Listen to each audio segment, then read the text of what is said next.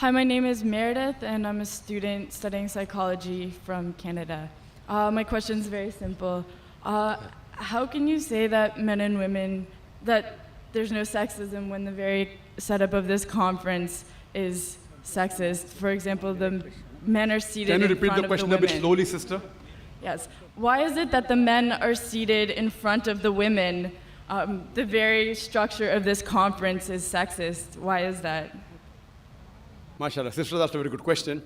That why aren't the women seated in front? No, why are we not, if you're going to separate us, how come we're not left to the right? Correct. Why is one in front sister, of the that's a very other? good question. That why are the women, if you believe in equal, why not left and right? Why not? It's a very good question, sister. Because the Quran says in Surah Nur, chapter number 24, verse number 30, say to the believing man that he should lower his gaze and guard his modesty. Whenever a man looks at a woman, any brazen thought comes in his mind, he should lower his gaze. Now, if the women are sitting on my right, I will only have to speak looking on the left.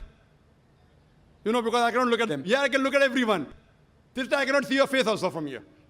You may look at my direction. If you want to see me close, you can see on the screen there, no problem. But for me, the Quran says, the moment I look at a woman, I should lower my gaze. Unless she's my wife, or she's my mother, she's my daughter.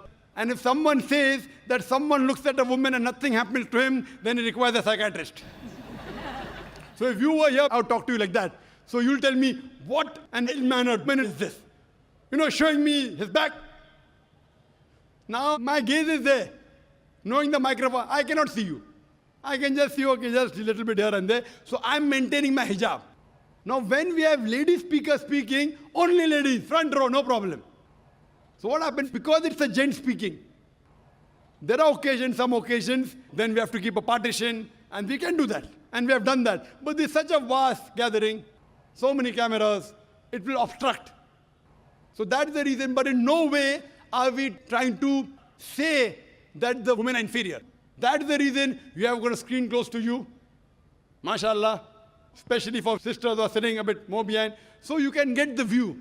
But in front, it will be difficult for me to speak, for me to maintain my hijab, for me to look, because in public speaking, you know, we are taught you have to look at the audience.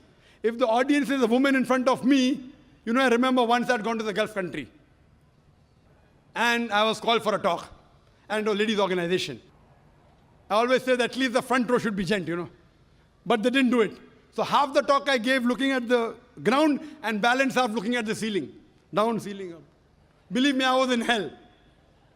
Not because I was in company of ladies. I was in hell because half my lecture I gave looking at the ground and half my lecture looking at the ceiling. I had to maintain my hijab. Here I can talk to the person, I can look at him, I can stare at him. If he's sleeping, I stare at him, he stops sleeping, you know. The public speaking.